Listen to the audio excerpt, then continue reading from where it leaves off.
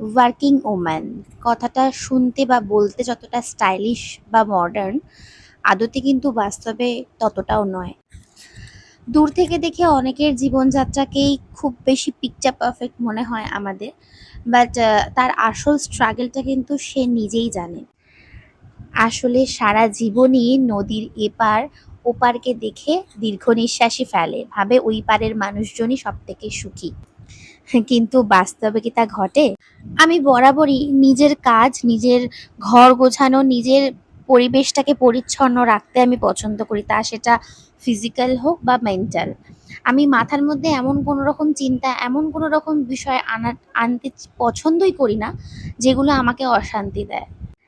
ঠিক যেমন এই ছোট্ট ১.৫ ঘন্টার রিহার্সাল পোস্টপনের কারণে আমার কতগুলো কাজ একসাথে হয়ে গেল। অনেক দিন যাবৎ এই শাড়ি, জামাকাপড়গুলো রোদে দেওয়াই হচ্ছিল না। প্লাস এই দুটো জামা দেখলে, এই দুটো জামা আমার নতুন, একটা মামুনির দেওয়া আর একটা একজন খুব কাছের মানুষের দেওয়া।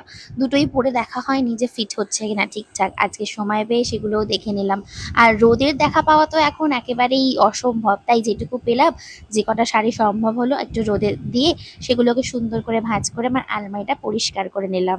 যতটুকু সময় আমি নিজের জন্য পাই, ততটুকু সময়ে আমি আমার এই ছোট্ট ঘর, আমার আলমারি, আমার শখের জিনিস, এইসব গোছানো, এইসব কিভাবে আমি আপগ্রেড করব, এইসব কিছু ভেবেই আমার সময় কাটে। অনেকের মনেরই কৌতূহল যে আমি এত কিছু সময় ম্যানেজ করি কিভাবে।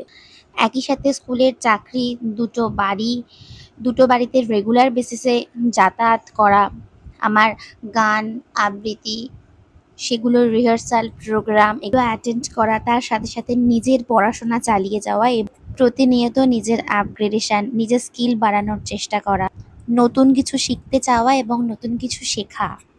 আর last but not the least, দুই বাড়ির প্রতি ইকুয়াল দায়িত্ব পালন করার চেষ্টা করা। আর এই সব কিছু নিয়ে আমি বেশ আছি। কিভাবে যে দিনগুলো জলের মতো চলে যাচ্ছে বুঝেই উঠতে পারছি না। জীবন আসলে ভীষণ সুন্দর।